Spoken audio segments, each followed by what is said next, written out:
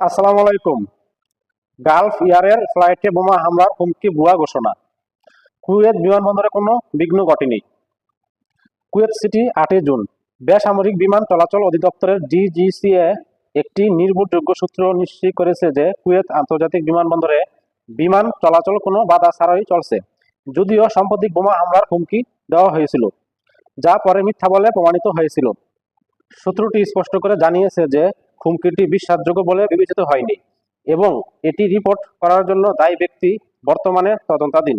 DGCA এর আগে জানিয়েছিল যে রবিবার 8 জুন গালফ এয়ারের ফ্লাইট ডিজিএফ 213 নিয়মিত সময়সূচির অংশ হিসাবে কুয়েত যাওয়ার পথে হুমকিটি পেয়েছিল।